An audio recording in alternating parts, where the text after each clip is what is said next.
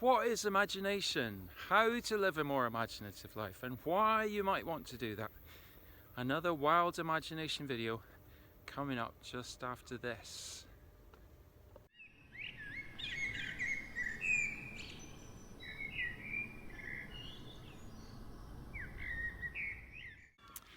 This is a video on the practical steps that you can learn to enter into and inhabit waking dreams. It's the third in our series on waking dream basics, the first two of which establish what is a waking dream and why you might want to do them.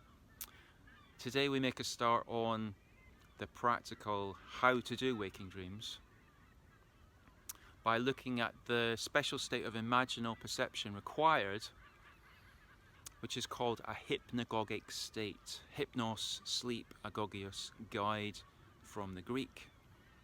What does that mean? A hypnagogic state is basically a participation in an overlap of imagined and physical realities. It's a threshold consciousness that we find in between waking and dreaming, hence a waking dream. The best place to try out waking dream skills, first of all, is in eyes wide open practice, where the sights and sounds of normal everyday life are just there in a way that they're not at all in eyes closed waking dreams, which are a bit harder because a constant effort there is required to maintain an imagined world of sights and sounds. So we're going to go on a waking dream walk and take you through the 3 steps that will help you establish and maintain a hypnagogic state. So the first step is to simply attend to the surrounding image environment with our senses, to notice, to look, to listen, touch, smell, which is really important because the pace of modern life often pushes us towards where we want to be, into the future, and away from noticing where we are and what we're doing in the moment, which is really important to all waking dream work. So the first step is to notice where we are, feel the bark, hear the trains rolling by, the cry of the birds, feel the breeze, smell the leaf mold and the sunshine and the damp in the air.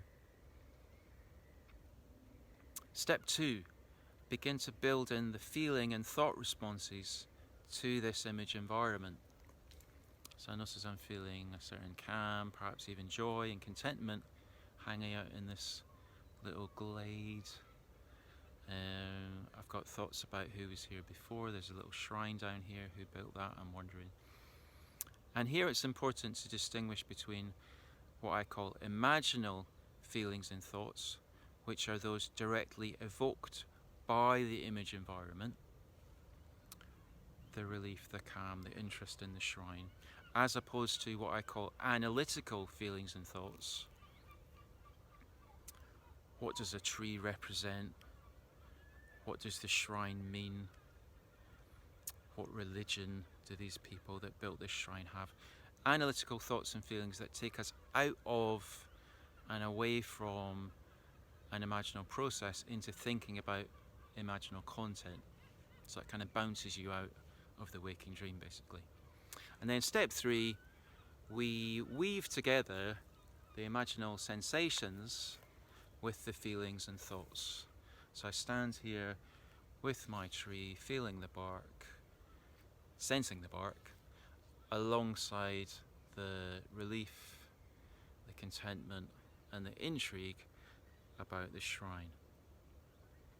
So imaginal sensations, imaginal feelings and thoughts, and then weaving together in step 3 imaginal sensations with feelings and thoughts.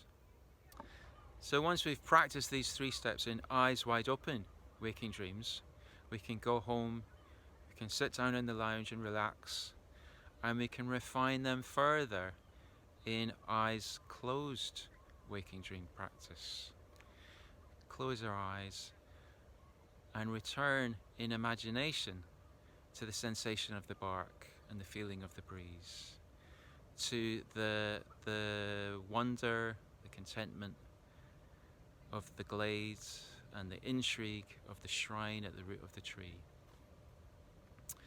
A hypnagogic state in which at the same time we are in the glade, an imagined reality, and also aware of sitting in our lounge, a physical reality, an overlap of a dream world with a waking world, a waking dream.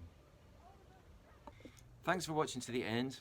If you're new, do subscribe, and if you'd like to learn more about wild imagination, do check out my book Waking Dreams, Imagination in Psychotherapy and Everyday Life, and I will see you again in the next video. Okay, bye bye.